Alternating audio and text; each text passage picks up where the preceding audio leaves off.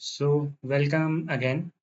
इस वीडियो में हम चर्चा करेंगे एक डिटेल्ड एडिटोरियल के बारे में जो कि रिसेंटली आ रखा है द हिंदू न्यूज़पेपर पे।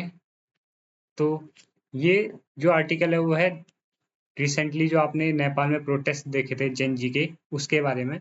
ये आर्टिकल डिटेल में डिस्कस करता है कि जो जेन जी प्रोटेस्ट हुए थे नेपाल में वो उनका प्रीटेक्स्ट क्या है और इसके बाद नेपाल को आगे क्या करना चाहिए, क्या नेपाल में होना चाहिए और इंडिया के पर्सपेक्टिव में क्या सब चीज़ें अच्छी रहेंगी।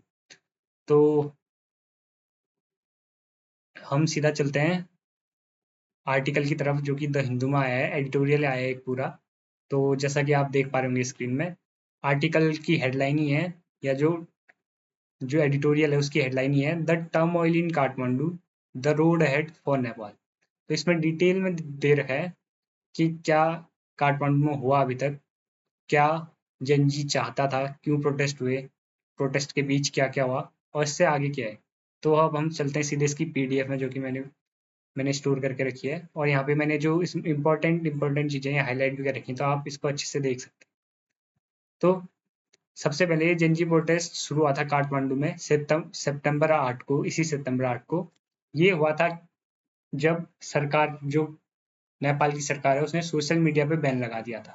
तो स्टार्टिंग में तो ये बस जो सोशल मीडिया पे बैन लगा था और जो करप्शन नेपाल गवर्नमेंट में बहुत हो गया था इसके खिलाफ शुरू हुआ था। पर इसके बाद ये प्रोटेस्ट बढ़ता ही गया और प्रोटेस्ट को दबाने के लिए जब जो पीसफुल प्रोटेस्ट चल रहा था उसको दबाने के लिए जब नेपाल की सरकार ने पुलिस फोर्स का यूज किया तो इसमें कुछ लोग मर गए और बहुत सारे लोगों को घायल भी होना पड़ा। तो इसमें लोगों को भी बहुत जान जान का खतरा था और जान की हानि भी हुई थी। इसके बाद जो पीसफुल प्रोटेस्ट थे वो स्नोबॉल की तरह रैपिडली एक वॉयलेंट प्रोटेस्ट में बदल गए जिसमें कि जो जेनजी है या जो यूथ है जो 20 से 25 साल का या 30 साल का, इसका बहुत बड़ा योगदान था। अब इसी के चलते कुछ ही दिनों बाद जो केपी शर्मा ओली थे वहां के प्राइम मिनिस्टर, उन्होंने रिजाइन दे दिया। इसके चलते एक पॉलिटिकल वैक्यूम क्रिएट हो गया जिसको भरने के लिए जो वहाँ के चीफ ऑफ आर्मी स्टाफ थे जनरल AR सिटगल और जो जेनजी के रिप्रेजेंटेटिव थे जो जेनजी को रिप्रेजेंट कर रहे थे और इसके अलावा जो वहाँ के चीफ जस्टिस हैं सुशीला कार्की, उन लोगों ने मिलके उस वैक्यूम को भरने की कोशिश करी। और जैसे जैसे प्रोटेस्ट थोड़े शांत हुए जो सुशीला कार्की थी उनको इंटरिम प्राइम मिनिस्टर बनाया गया सितंबर 12 को। इसके बाद ही जो इसकी आगे की प्रक्रिया होती है वो शुरू होती है। सबसे पहले जो प्राइम मिनिस्टर बनती हैं Sushila Karki, interim prime minister, वो डिसाइड करती है कि मार्च 2026 को हम इलेक्शन करवा देंगे जो कि 6 महीने के अंदर अंदर इलेक्शन करा देने को इनसे बोला गया है ताकि जो नेपाल है उसमें पॉलिटिकल स्टेबिलिटी बनी रहे। अब 5 सितंबर तो 5 मार्च तो अभी बहुत दूर है। तब तक क्या ये नेपाल में जो इलेक्शन होंगे वो फेयर तरीके से हो पाएंगे, नहीं हो पाएंगे, ये एक बहुत बड़ा मुद्दा रहेगा। अब हम देख सकते हैं कि जो नेपाल में एक प्रोटेस्ट हुआ अचानक से, ये ऐसा नहीं है कि नेपाल में ही हो रहे हैं, क्योंकि हमने रिसेंटली देखा जो भी इंडिया की नेबरिंग कंट्रीज हैं इनमें पिछले 5 सालों में या 2020 के बाद से ही सब में कुछ ना कुछ पॉलिटिकल चेंजेस आए हैं। इनमें लगातार जो पॉलिटिक्स है या जो भी ऐसे ग्रुप ऑफ पीपल हैं जो मेजोरिटी पावर को होल्ड करते हैं उनमें मेजर चेंजेस आए हैं। सबसे पहले तो हमने देखा जो फरवरी 2021 में म्यांमार में जो डेमोक्रेसी थी वो मिलिट्री रूल लगा के ख़त्म कर दी गई। उसके बाद 2021 में ही हमने देखा जो हमारा एक नेबर है अफगानिस्तान, वहाँ से यूएस जो आर्मी है उसने विड्रॉ कर लिया और तालिबान ने उसको टेक ओवर कर लिया अफगानिस्तान में। उसके बाद 2022 में हमने देखा जो श्रीलंका था उसके जो प्रेसिडेंट थे उनको रिजाइन करना पड़ा जो कि थे गोडबया राजपक्षा। इसी के बाद हमने पाकिस्तान में देखा मई 2023 में कि जो वहाँ के उस टाइम के प्राइम मिनिस्टर थे इमरान खान, उनको अरेस्ट कर दिया गया और जेल में डाल दिया गया। इसी के बाद 2024 अगस्त 2024 में हमने देखा कि बांग्लादेश में मिलिट्री रूल लग गया, वहाँ प्रोटेस्ट हुए और जो वहाँ की उस टाइम की प्राइम मिनिस्टर थी शेख हसीना, उनको भी देश छोड़ के जाना पड़ा। और अभी तो हम देख ही रहे हैं कैसे नेपाल में प्रोटेस्ट हो रहे हैं। इसी के अलावा इंडिया में भी कोई जो पॉलिटिकल कंडीशन है बहुत ज़्यादा अच्छी नहीं है। लेह में अपने अलग प्रोटेस्ट हो रहे हैं, उत्तराखंड में प्रोटेस्ट हो रहे हैं, साउथ के बहुत सारे स्टेट्स वैसे ही सरकार से नाखुश हैं जीएसटी 2.0 के रिफॉर्म से, और जो नॉर्थ ईस्टर्न स्टेट्स हैं वहाँ भी पॉलिटिकल अनस्टेबिलिटी बहुत ज़्यादा है।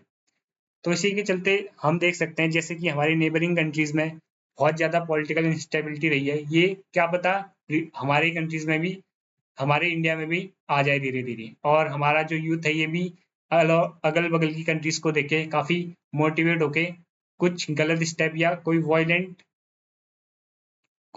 स्टेप ना ले ले और वॉयलेंट प्रोटेस्ट में ना आ जाए। अब हम देख लेते हैं कि इनके पीछे कॉज क्या क्या थे। जो बांग्लादेश और श्रीलंका का केस था उसमें तो ऐसा था कि जो पॉलिटिकल पावर उस टाइम पे थी, जैसे कि बांग्लादेश में शेख हसीना थी, वो 2009 से पावर संभाल रही थी, और जो श्रीलंका में राजपक्षा फैमिली थी ये 2004 से पावर संभाल रही थी। तो इसलिए भी प्रोटेस्ट हुए क्योंकि लंबे टाइम से एक ही टाइप की सरकार चल रही थी या एक ही फैमिली या ग्रुप ऑफ पीपल के पास पावर थी, तो उनको हटाने के लिए भी प्रोटेस्ट हुए थे। और पाकिस्तान और म्यांमार में जो मिलिट्री रूल था ये बीच बीच में आते ही रहता है, वहाँ मिलिट्री के पास पॉलिटिकल पावर है ही, वो जो मिलिट्री है वहाँ की वो हमेशा पॉलिटिकल पावर उनके पास रही है या उन्होंने हमेशा पॉलिटिक्स में दखलंदाजी करी है। ये दोनों चीज़ें इंडिया में नहीं है, इसका हमें एक बेनिफिट मिलता है जिससे हम ये बोल सकते हैं कि इंडिया में अभी ऐसे प्रोटेस्ट होना थोड़ा मुश्किल है। और हम अब हम बात करें नेपाल की, तो नेपाल ने रिसेंटली ही बहुत सारे प्रोटेस्ट देखे। पहले उन्होंने अपनी अब खुद को जो वहाँ की मोनार्की थी उससे आज़ाद किया, उसके बाद भी वहाँ जो डेमोक्रेसी आई वो उतनी अच्छी नहीं चली, दोबारा से वहाँ मोनार्की लाने की कोशिश करी गई। उस मोनार्की को उन्होंने फिर से दूसरा जन आंदोलन करके मोनार्की के कॉन्सेप्ट को हटाया। उसके बाद भी जो लास्ट 7 साल थे उनमें 6 बार गवर्नमेंट चेंज हो गई, पर गवर्नमेंट चेंज हुई तो इसका मतलब ये नहीं कि जो लीडर है वो भी चेंज हुआ। ऐसा हुआ कि वहाँ जो दो पार्टीज थी वही सेम लीडर्स एक पार्टी से दूसरे पार्टी में जाके लगातार प्राइम मिनिस्टर बनते रहे, और जो पावर है, जो पॉलिटिकल पावर है वो कुछ ही लोगों के बीच बाउंस बैक होती रही। इसको हम ऐसा भी बोल सकते हैं कि कुछ ही लोग म्यूजिकल चेयर वाला गेम खेलने लगे पॉलिटिकल पावर के साथ। तो इस चीज को खत्म करने के लिए भी जो नेपाल का प्रोटेस्ट है वो हुआ था, और वो बहुत जरूरी भी था। और ये भी बहुत ज्यादा नेपाल में ये एक बहुत बड़ा मुद्दा ये था कि वहाँ करप्शन बहुत हो रहा है। नेपाल एक बहुत ही ज्यादा गरीब कंट्री है, पर वहाँ के जो मिनिस्टर्स थे या जो पॉलिटिकल लीडर्स थे उनकी फैमिलीज बहुत ज्यादा लेविश लाइफ जी रही थी। तो ये सब देख के भी वहाँ का प्रोटेस्ट है वो वायलेंट नेचर उसने ले लिया था। अब जैसा कि हम देख रहे हैं नेपाल में 2015 में ही एक कॉन्स्टिट्यूशन बन के आया था। अब उस कॉन्स्टिट्यूशन को दोबारा बनाने की मांग की जा रही है, और ये भी बोला जा रहा है कि जो जो इलेक्शन होने वाले हैं 5 मार्च को, ये फेयर किस टाइप कब ये फेयर होने चाहिए। अगर ये फेयर इलेक्शन नहीं होंगे और इनमें कौन पार्टिसिपेट करेगा ये तय नहीं किया जाएगा, दोबारा वही लीडर्स या वही मिनिस्टर दोबारा से वोटिंग में चुन के नेता बन गए, तो इस प्रोटेस्ट का कुछ भी फायदा नहीं होगा। जितना भी नेपाल में जनजी ने प्रोटेस्ट किया, जितनी भी चीजें उन लोगों ने सही, ये सब इस सब का कुछ अर्थ नहीं रहेगा अगर वहाँ जो इलेक्शन है वो फेयर नहीं हो पाते हैं। भारत ने भी इसमें अपना कमेंट किया है कि हम हमेशा हम हमेशा नेपाल के साथ हैं, और जो वहाँ इलेक्शन होंगे उनको अच्छे तरीके से कराने में हम पूरा पूरा अपना योगदान देंगे। अब इसी के साथ आप लोग देख रहे होंगे कुछ फोटोज हैं जो नेपाल जो रिसेंटली के नेपाल के प्रोटेस्ट से आई हैं। जैसा कि हम देख सकते हैं इसमें जो जेनजी है ये बहुत ही ज़्यादा वायलेंटली प्रोटेस्ट कर रहे हैं। बहुत सारी बिल्डिंग्स, नेपाल की सरकारी बिल्डिंग्स, मिनिस्टर के घर, वो सब जला दिए गए। पुलिस ने जब प्रोटेस्ट दबाने की कोशिश करी गई तो पुलिस के सामने भी लोग लेट गए, उनकी चीज़ें ज़्यादा सुनी नहीं गई। तो ये सब हुआ था नेपाल में।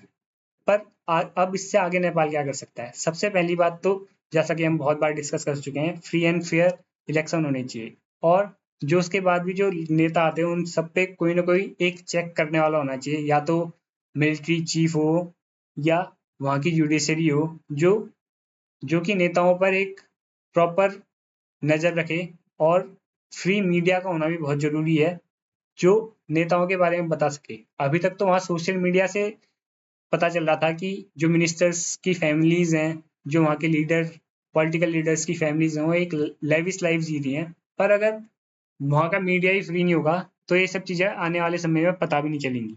तो एक फ्री मीडिया का होना और एक फेयर इलेक्शंस का करवाना, अभी ये नेपाल के लिए आने वाले समय में एक बहुत बड़ा चैलेंज है, और यही सबसे बड़ा मुद्दा भी होगा, और यही डिसाइड भी करेगा कि जो प्रोटेस्ट हुए थे उनका कुछ रिजल्ट निकल भी पाएगा या नहीं, या ये बस नेपाल ने अपना नुकसान किया है प्रोटेस्ट करने के बाद। तो इस वीडियो में इतना ही। बहुत डिटेल्स में आपको समझ आया होगा कि नेपाल में क्या हुआ था, कैसे कैसे हमारी अदर नेबरिंग कंट्रीज में पॉलिटिकल इंस्टेबिलिटी चल रही है, और आने वाले समय में हम नेपाल से क्या अपेक्षा कर सकते हैं, नेपाल ऐसा क्या काम कर सकता है कि जो प्रोटेस्ट हैं उनका एक सूटेबल रिजल्ट निकले, उसका कुछ फायदा हो। धन्यवाद।